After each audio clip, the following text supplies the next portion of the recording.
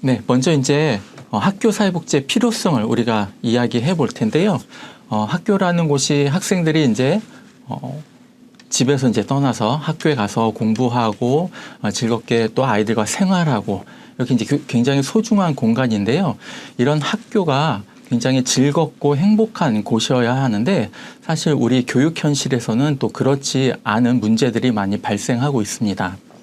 그래서 학교 사회복지의 필요성을 우리가 이제 좀 체계별로 나눠서 살펴볼 텐데요. 먼저 학교 사회복지의 필요성의 제 첫 번째는 학생 개인적 차원으로 한번 살펴보고자 합니다. 학생들이 처하고 있는 문제들, 지금 당면하고 있는 상황들이 조금 여기서 나올 텐데요.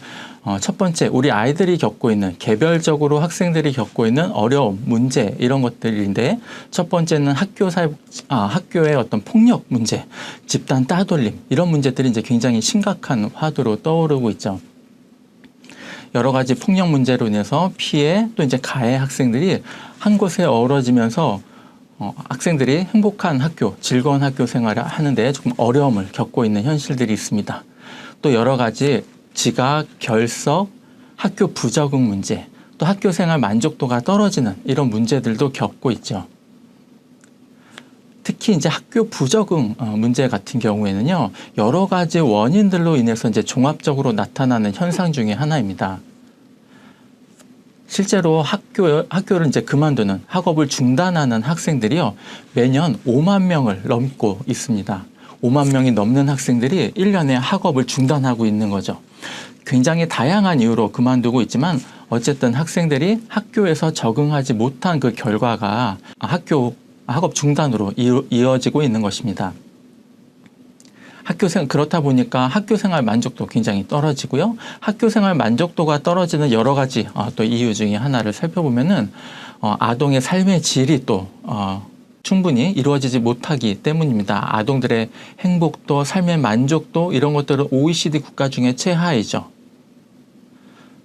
이런 이야기들을 우리가 매년 반복해서 듣고 있는 이야기인데요. 학생들이 행복하지 않다. 아이들, 청소년들이 행복하지 않은 삶을 살고 있기 때문에 학교에서도 이런 현상들이 일어나고 있는 것 같습니다. 특히 이제 아동 결핍 지수를 또 나타내고 있는 것들을 보면은 우리가 아동들이 행복해지기 위해서 필요한 조건들이 있는데 그것이 얼마나 부족한가를 나타내는 지표들입니다. 그런데 그것들이 OECD 국가 중에 거의 최하위 수준에 머물러 있습니다. 이런 내용들은 굉장히 오랫동안 축적되어 온 우리들의 지표라고 할 수 있습니다.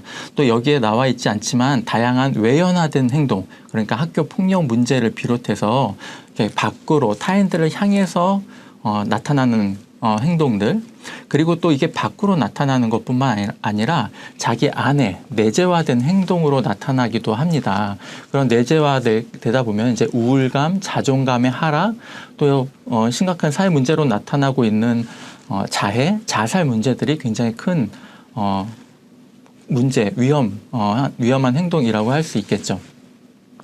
특히 이제 자살하는 학생들의 숫자를 보면은 계속 청소년들의 자살 숫자는 우리나라가 계속 1위를 기록하고 있죠. 굉장히 많은 숫자를 나타내고 있습니다. 해마다 계속 증가하고 있어요.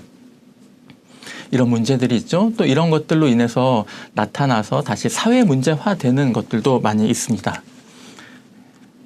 사회 문제로 해서 뭐 가출하거나 청소년들이 나가서 이제 비행을 저지르거나 하면은 이런 것들이 다시 사회 문제화돼서